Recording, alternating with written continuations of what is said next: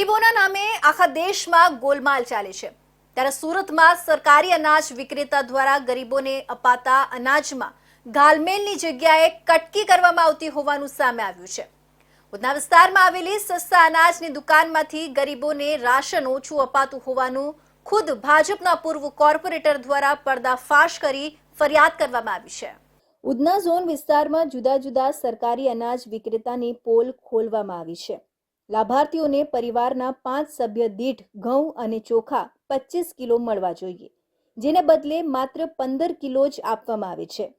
પૂર્વ ભાજપ કોર્પોરેટર શૈલેષ ત્રિપાઠીએ અનાજ કૌભાંડ અંગે મુખ્યમંત્રી અને પીએમને રજૂઆત કરી છે। શૈલેષ ત્રિપાઠીના પત્ની કોર્પોરેટર ઉર્મિલા ત્રિપાઠીના માધ્યમથી ફરિયાદ કરી છે। સુરત જિલ્લા કલેક્ટર અને પુરવઠા વિભાગને પણ રજૂઆત કરી છે। સરકારી અનાજ લેવા આવતા લાભાર્થીઓ પાસેથી ખુલાસો કરાયો છે।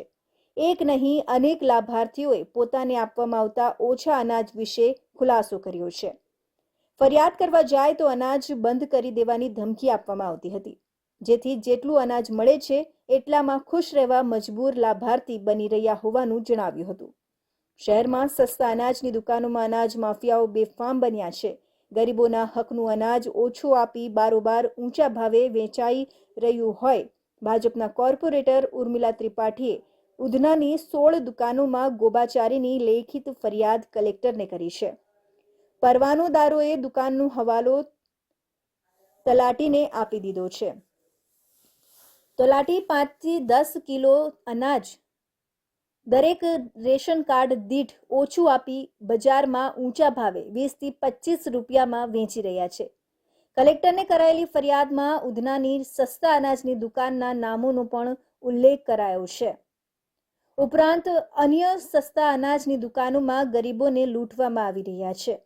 કાર્ડ ધારકોને કૂપન પણ અપાતી નથી। અરજદાર જ્યારે અંગૂઠો મૂકે છે ત્યારે કોમ્પ્યુટરમાંથી કૂપન જનરેટ થાય છે, પણ દુકાનોમાં પ્રિન્ટર પણ નથી। ગરીબોનું અનાજ બજારોમાં વેચી તલાટી 50,000 થી લઈને લાખ રૂપિયા સુધીની આવક કરી લે છે અને બંગલામાં રહે છે। ઝોનલ ઓફિસમાં રેશન કાર્ડ બનાવવામાં પણ ગેરરીતિઓ ચાલી રહી છે। વચેટિયાઓ ફરતા હોય છે। અરજદાર ઝોનલ ઓફિસમાં રેશન કાર્ડ બનાવવા જાય છે ત્યારે અરજદારોને લાંબી તારીખો આપવામાં આવે છે અને રેશન કાર્ડના 1500 થી 3500 સુધી લઈ વચેટિયાઓ એક જ દિવસથી લઈ 5 દિવસમાં રેશન કાર્ડ બનાવી આપે છે। ઉધનાની મોટા ભાગની સસ્તા અનાજની દુકાનોમાં પરવાનેદાર સંચાલન કરતા નથી। દરેક કાર્ડ પર 5 થી 10 કિલો અનાજ ઓછું અપાય છે। અમુક પરવાનેદારો તો સુરત રહેતા જ નથી। ત્રાહિત વ્યક્તિઓ અનાજના કાળા બજાર કરી મહિને 50,000 થી લાખ રૂપિયા આવક કરી લે છે અને બંગલામાં રહેતા થઈ ગયા છે। ગોબાચારીમાં પુરવઠા ખાતામાં નીચેથી ઉપર સુધી ગેરરીતિ ચાલી રહી છે।